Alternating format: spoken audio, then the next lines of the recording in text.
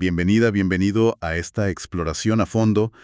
Hoy nos metemos de lleno en la vida y el impacto de Garry Kasparov, una figura, bueno, monumental del siglo XX y que sigue muy presente. Sí, tenemos bastante material sobre él.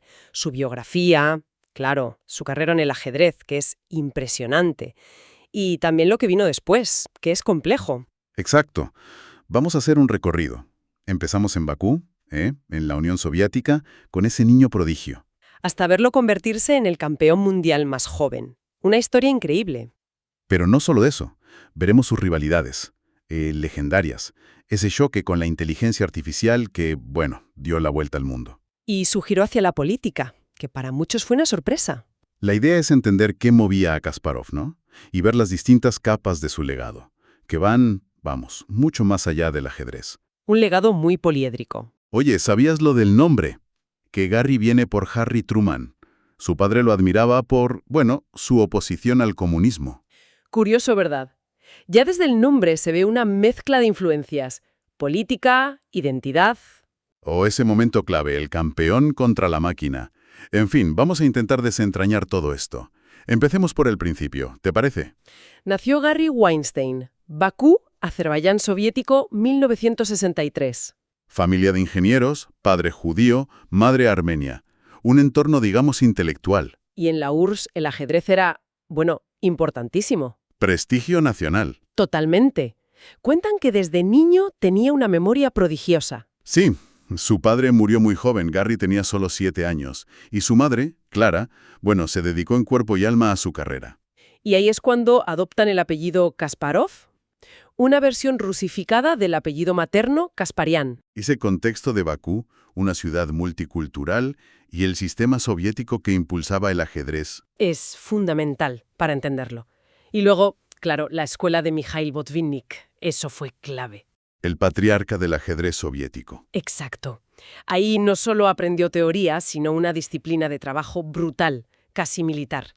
Una profundidad analítica que definiría su estilo. Botvinnik buscaba al próximo campeón soviético. Claro, su misión era mantener la hegemonía soviética en el ajedrez. Es un ejemplo muy claro de cómo un sistema puede cultivar o intentar dirigir el genio individual, para sus propios fines, claro. Y el talento de Kasparov era, bueno, innegable.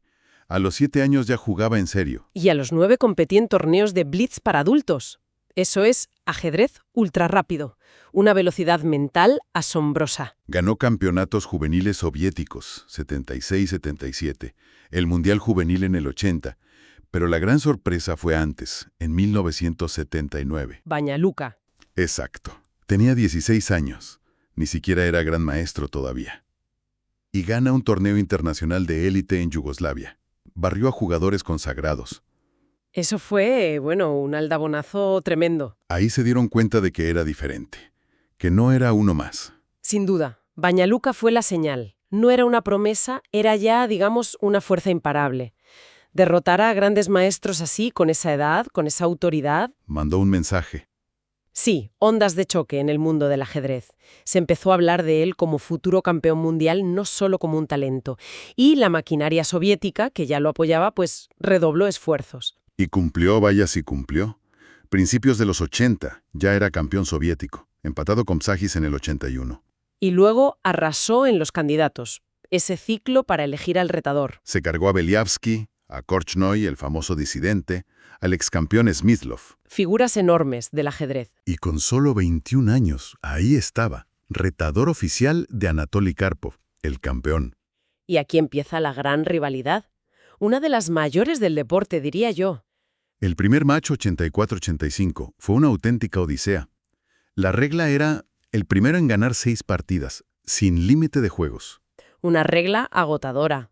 Karpov empezó como un ciclón, 4-0. Parecía que se acababa rápido. Sí, parecía sentenciado. Pero Kasparov resistió. De una forma increíble. Llegaron a 48 partidas. 5 meses jugando. Una barbaridad. ¿Y el marcador? 5-3 para Karpov. Pero 40 empates. 40. Y entonces, el presidente de la FIDE, Campomanes, suspende el encuentro. La razón oficial. Agotamiento de los jugadores. Una decisión, bueno, que levantó ampollas. Muy, muy polémica. Polémica es poco. se habló de todo. Que si protegían a Karpov, el favorito del sistema, que si era inviable seguir. ¿Quién sabe?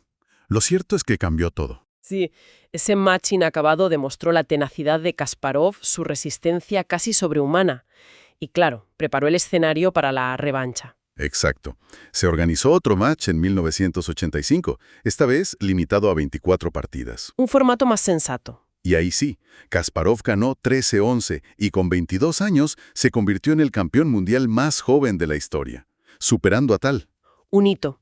Pero la saga con Karpov no terminó ahí, ni mucho menos. ¿Qué va? Se enfrentaron por el título 3 veces más. En el 86 ganó Kasparov por la mínima. Luego en Sevilla, en el 87. ¿Qué final? Dramático, un empate 12-12, y como campeón, Kasparov retenía el título. Y todavía una vez más, en 1990, Nueva York y Lyon. Ahí ganó Kasparov otra vez, 12,5 a 11,5. 4 matches mundiales entre ellos en 6 años. Algo. Inaudito, sí. Y lo fascinante era que iban más allá del tablero. Totalmente. Era el choque de estilos. El posicional controlador de Karpov. Contra el dinamismo, la agresividad táctica y la preparación brutal de Kasparov. Era un choque de generaciones. Y en plena perestroika, muchos lo vieron como... Sí, como la vieja guardia soviética, Karpov, contra un espíritu más rebelde, más reformista, Kasparov. Aunque quizás sea simplificar un poco, pero esa era la lectura. La tensión era palpable. Brutal, sí.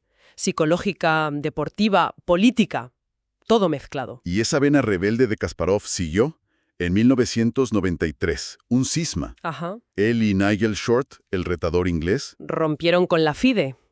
No estaban contentos con la organización, el dinero. y crearon su propia organización, la PCA, Professional Chess Association. Jugaron su propio match por el título clásico en Londres. Ganó Kasparov, claro. Y defendió ese título PCA en el 95, contra Anand, en Nueva York. Y aquí vemos otra faceta suya, el pionero tecnológico. Usaba bases de datos, ChessBase, de forma intensiva, para preparar sorpresas en la apertura. ¿Fue realmente tan revolucionario eso? En ese momento sí. Los ordenadores ya existían, claro, pero Kasparov fue de los primeros en integrar su potencia de cálculo y su capacidad de almacenar información de forma sistemática en la preparación de élite. O sea, no era solo jugar contra la máquina, sino usarla como herramienta. Exacto. Usar ChessBase para buscar novedades, analizar millones de partidas, encontrar patrones. Era vanguardista. Mostraba esa mentalidad.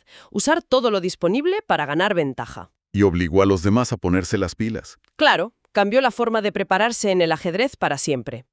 Sin embargo, ese reinado como campeón clásico, el suyo, el de la PCA, terminó.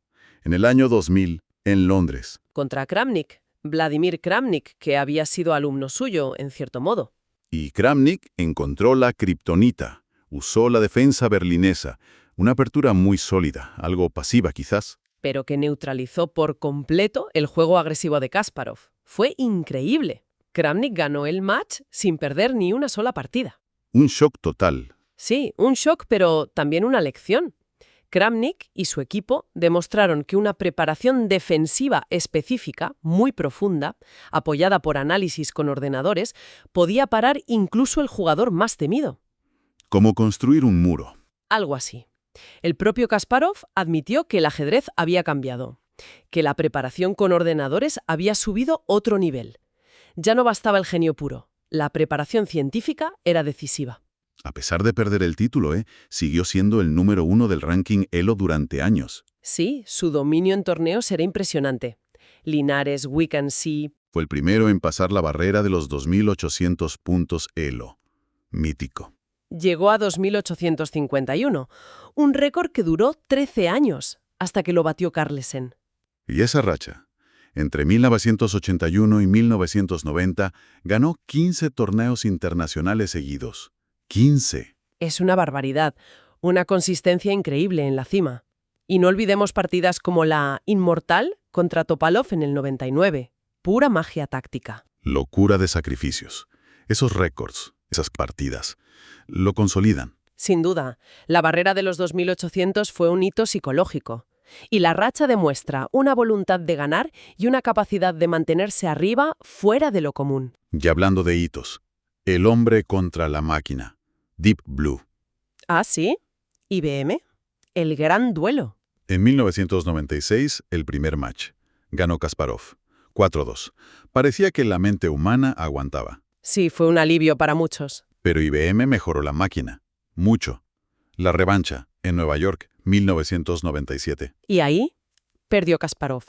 3,5 a 2,5. Ese momento trascendió el ajedrez por completo, ¿verdad? Totalmente. Fue un fenómeno mediático global. Portadas en todo el mundo. Una máquina venciendo al campeón mundial humano en su propio terreno. Planteó preguntas enormes sobre la IA, sobre el futuro. Sobre qué nos hacía humanos. Si una máquina podía pensar estratégicamente mejor, aunque hoy sabemos que Deep Blue era más cálculo bruto que inteligencia real, en ese momento fue un símbolo potentísimo. Puso al ajedrez en el centro del debate tecnológico. Como nunca antes ni después, quizás. Y luego hizo otro experimento curioso. En el 99, jugó online contra el mundo. Ah, sí. En MSN, millones de personas votaban la jugada rival. Ganó Kasparov, pero dijo que el equipo mundial había sido un rival formidable. Un ejemplo temprano de inteligencia colectiva, ¿no? Interesante, sí. Explorando los límites de la interacción hombre-máquina y hombre-hombre a través de la tecnología. Se retira del ajedrez profesional en 2005, estando número 1 del mundo. Una decisión sorprendente para muchos, retirarse en la cima. Pero no se quedó quieto. Entrenó a otros, a Magnus Carlsen, por ejemplo. Sí, Carlsen siempre ha destacado la ética de trabajo implacable que Kasparov le transmitió, la importancia de la preparación exhaustiva. Y se puso a escribir, mucho, su serie Mis grandes predecesores. Monumental, un análisis profundísimo de los campeones que le precedieron. Luego, cómo la vida imita al ajedrez, aplicando la estrategia a otros campos. Deep Thinking, sobre la IA y Deep Blue. Y Winter is Coming, ya metido de lleno en la crítica política. Contra Putin, sí. Y siempre ha defendido enseñar ajedrez en las escuelas, para fomentar el pensamiento crítico. Se ve una conexión muy clara, ¿verdad? Él ve el ajedrez como un modelo para tomar decisiones, para pensar estratégicamente, para la disciplina mental. Y trata de llevar esas lecciones más allá del tablero. Exacto. En sus libros, en sus conferencias, es una forma de divulgar esa mentalidad estratégica que él domina. Y esa mentalidad lo llevó a un terreno mucho más complicado, la política rusa. Sí, después de retirarse en 2005, se volcó en la oposición a Putin. Fundó el Frente Cívico Unido. Dijo que para luchar contra el autoritarismo. Participó en protestas como la Marcha de los Disidentes en Moscú en 2007 y fue arrestado varias veces. Intentó ser candidato presidencial en 2008. Por la otra Rusia, una coalición opositora. Pero le bloquearon la inscripción. No pudo presentarse. La presión aumentó. Y ante el temor de acabar en la cárcel, se fue de Rusia en 2013. Vive en el exilio desde entonces. Obtuvo la ciudadanía croata en 2014. Y admite que toma precauciones. Evita ciertos países, no vuela con Aeroflot. Es un precio muy alto por mantener sus convicciones. Fue un salto muy arriesgado, sin duda. Su fama mundial le dio voz, pero también lo puso en el punto de mira. Claro. Pero esa faceta combativa no era nueva. Ya en 1991 le dieron un premio, el Keeper of the Flame, por su apoyo a las reformas democráticas y su oposición al golpe conservador en la URSS. Cierto.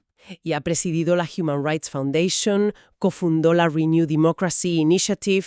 Hay una línea clara, un espíritu de desafío al poder establecido. ¿Ya fuera la FIDE en el ajedrez? O el Kremlin en la política. Es la misma energía, canalizada de otra forma. Llegando ya al final, ¿cómo resumir su legado?